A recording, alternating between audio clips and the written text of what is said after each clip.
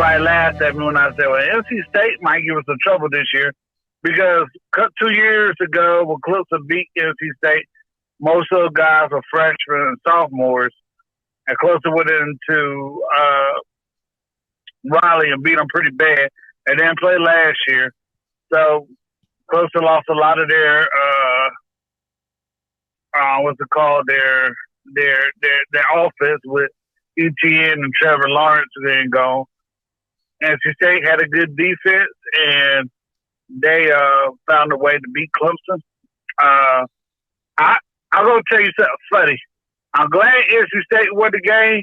I felt bad for that kicker. They would have lost that game to Clemson because NC State outplayed Clemson, and he missed those 3 field goals. And I live in North Carolina, and a lot of people don't understand this. And me being a Clemson fan, the NC State Clemson game for the Mid-Atlantic area is a very big game, even bigger than NC State and Carolina. And I was happy for the kid because it would have got really nasty for him going back home to the area with him missing those 3 kicks. So, in a way, it's bittersweet. I hate to see all those injuries with Shipley, Breezy, and Skowski. Skowski ain't ready to worry about, but I think as we go on, we're going to have to look at what's going to happen with Clemson's interior line because, yes, you got some good backups there, but the question is the freshmen that are behind him, them two, Williams and Okalajica, we're going to have to see what they're going to do. Because I think we got 2 freshmen, Page and Carpenhart, behind those 2. So Dabo wasn't happy with the jumping off size of the defensive players. I still go back to the LSU loss in the Sugar Bowl a few years ago. Clemson does not have a variety of receivers. When Clemson was winning their national championships or being competitive for national championships, you had Tyler Renfro, who was a slot receiver. You had Octavius Scott, or you had or McLeod, Ray McLeod, who was, did a lot of the sweeps and stuff like that, and they were fast. And then you had a deep ball person in Mike Williams or Dean, or you go to Higgins his 1 year. But it just doesn't seem like we had any verification in the offense. And I remember in our conversations with Jason, I said I thought we should have brought Chad Morrissey to be an analyst.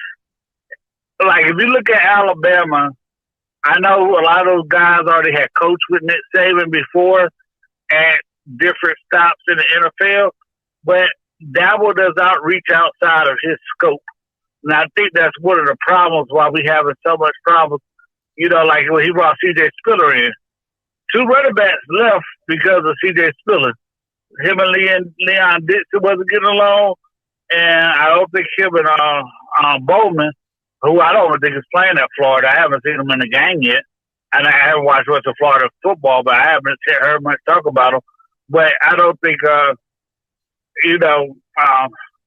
going to cost us. I think we need to bring in outside people to try to help us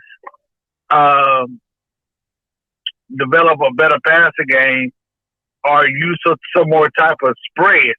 Now I'm going to let you go out to your last 2 comments.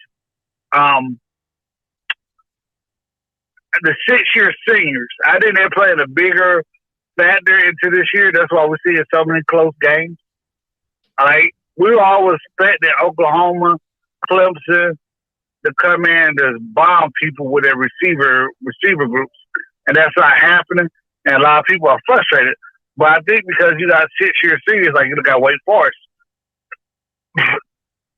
they're making a difference in some of the outcome of the games.